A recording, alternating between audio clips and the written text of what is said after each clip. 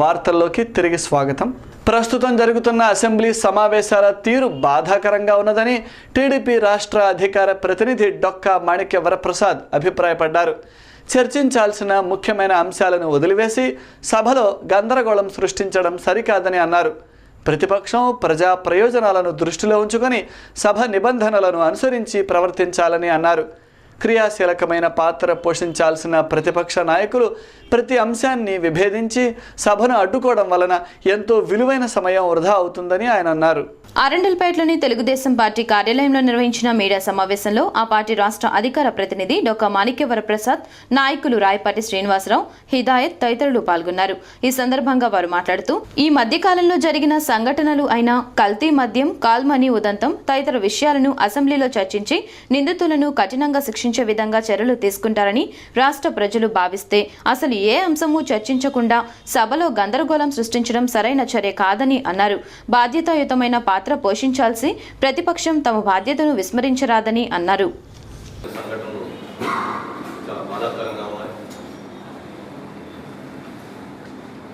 Andhra Pradesh assembly కొందరు సభ్యుల అనుచిత ప్రవర్తన చాలా బాధాకరంగా, చూడటానికి ఎఫెక్ట్గా రాష్ట్రంలో అనేక సమస్యల్ని, ప్రజల సమస్యల్ని అసెంబ్లీలో లేవనెత్తి అసెంబ్లీ ద్వారా, ప్రభుత్వం ద్వారా దానికి సమాధానం రాబట్టుకోవడమే అసెంబ్లీ యొక్క ఉద్దేశం. ఆ అమూల్యమైన అవకాశాన్ని కొందరు సభ్యుల యొక్క ప్రవర్తన చాలా గాడి తప్పింది. ఒక దురదృష్టకరమైన దశ వైపు అసెంబ్లీ వెళ్తా ఉందనేది నాలాంటి వాళ్ళకు ఉన్నటువంటి. ముఖ్యంగా ఈ మధ్య జరిగిన కొన్ని సంఘటనలు, కల్తీ మద్యం వల్ల కొంతమంది చనిపోయారు. ఆ సంఘటన చాలా బాధాకరమైన సంఘటన. ఆ సంఘటన చర్చించాల్సిన అవసరం.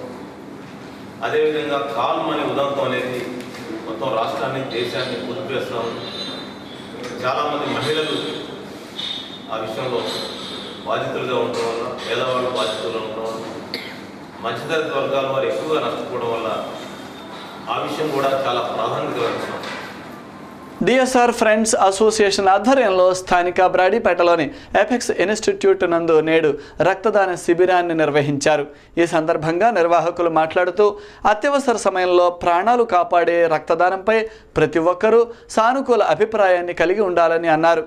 గతంలో కంటే నేడు ప్రజలలో రక్తదానంపై అవగాహన పెరిగిందని, స్వచ్ఛందంగా దానం చేసేందుకు ముందుకు రావడం స్వాగతించాల్సిన అంశమని అన్నారు. ప్రతి ఒక్కరూ రక్తదానాన్ని సామాజిక బాధ్యతగా గుర్తించి ప్రోత్సహించాల్సిన అవసరం ఎంతైనా ఉన్నదన్నారు.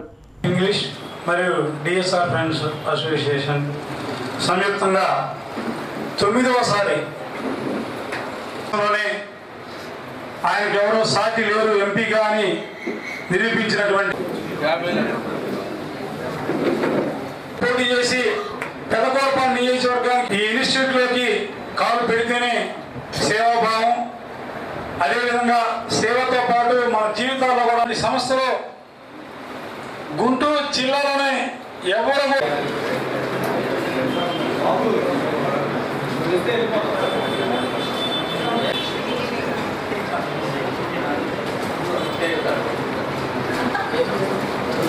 దేవుడు ప్రాణం పోయే సమయంలో వీళ్ళు కాపాడుతున్నారు.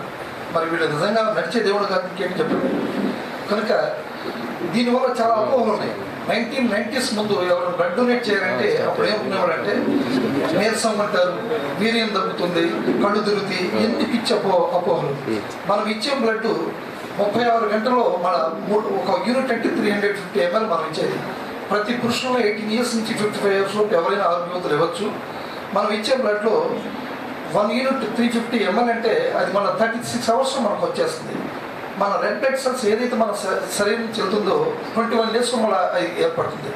Complete recovery. వృద్ధాశ్రమంకి వెళ్ళి వాళ్ళ సమస్యలు చూసుకోవటం, మెడిసిన్స్ ఇవ్వటం, ఫ్యాన్ కావాలంటే ఫ్యాన్ ఇవ్వటం, బట్టలు కావాలంటే బట్టలు ఇవ్వటం, అలాగే విద్యార్థులకి వాళ్ళకి కావాల్సిన బుక్స్ ఇవ్వటం, యూనిఫామ్ ఇవ్వటం, బ్యాగ్స్ ఇవ్వటం, రకరకాల ఎంకరేజ్మెంట్ చేస్తూ దీనికి తోడు ఇక ఈ 9th టైం ఇలా బ్లడ్ డొనేషన్ క్యాంప్ నిర్వహిస్తూ ఇది ప్రజల్లో అవగాహన ఇవ్వండి. బ్లడ్ డొనేషన్ అంటే యథార్థానికి ఎవరైతే ఈ రక్తదాన దాతలు ఉన్నారో వాళ్ళు నడిచే దేవుళ్ళు. ఎందుకు నడిచే దేవుళ్ళు అంటే ఏఎంఐఎం పార్టీ దేశంలోని పలు రాష్ట్రాలలో క్రియాశీలకంగా పనిచేస్తున్నదని ఆ పార్టీ నాయకులు షేక్ బాజీ అన్నారు. నేడు స్థానిక ఆనందపేటలో ఓటు యొక్క ఆవశ్యకత అనే అంశంపై నిర్వహించిన అవగాహన సదస్సులో పాల్గొన్న ఆయన ఈ సందర్భంగా మీడియాతో మాట్లాడారు.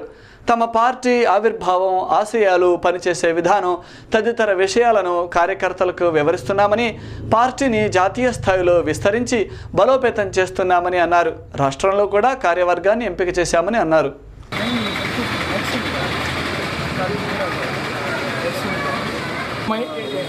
మెయిన్ ప్రోగ్రామ్గా ఓటు ప్రాధాన్యత.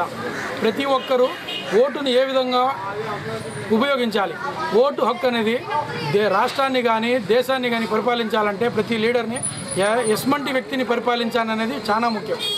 ఓటు ఎంత ముఖ్యం అనేది తెలియజేస్తూ తర్వాత all India Majlis Ittehadul party, ఈ పార్టీ ప్రాముఖ్యత ఏంటి, ఎప్పుడు అవతరించింది, దీని ఫౌండర్ ఎవరు, ఈ పార్టీ ఎక్కడెక్కడ అవతరిస్తూ పోతుంది, మహారాష్ట్ర, కర్ణాటక, ఉత్తరప్రదేశ్, ఇప్పుడు రీసెంట్లీ జనవరిలో జరగనున్న గుజరాత్ స్టేట్లోని అహ్మదాబాద్ కార్పొరేషన్లో కూడా ఫైట్ చేయబోతుంది. ఇది కేవలం హైదరాబాద్కే పరిమితం అనుకుంటున్న ఈ గుంటూరు ప్రజలందరికీ కేవలం గుంటూరుకే, హైదరాబాద్కే పరిమితం కాకుండా యావత్ దేశానికి మొత్తానికి ప్రతి చోట ఎమ్మెల్యేస్ గెలుస్తూ పార్టీని ఇంకా ముందుగా తీసుకెళ్ళడానికి ముందుగా పార్టీ గురించి ఎక్స్ప్లెయిన్ చేస్తూ ప్రజలకి ఓటు హక్కు ప్రాధాన్యత తెలియజేస్తూ పార్టీని డెవలప్ చేసుకోవడానికి ఈ 13వ డివిజన్కి సంబంధించిన ప్రజల ముందు సలీం భాయ్ అనే వ్యక్తిని పార్టీ ఇన్ఛార్జిగా ఇక్కడ 13వ డివిజన్గా అపాయింట్ చేస్తున్నాము.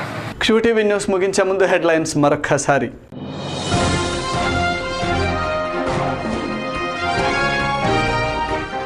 ఘనంగా ముగిసిన ఏబీవీపీ రాష్ట్ర మహాసభలు.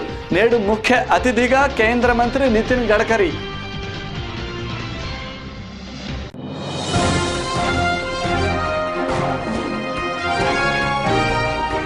అసెంబ్లీ సమావేశాలు జరుగుతున్న తీరు బాధాకరంగా ఉన్నది. ప్రతి ఒక్కరూ బాధ్యతాయుతంగా నడుచుకోవాలి.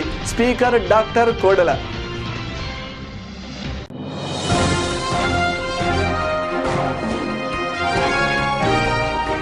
ఈ నెల 23న క్రైస్తవ భవన్కు శంకుస్థాపన చేయనున్న ముఖ్యమంత్రి.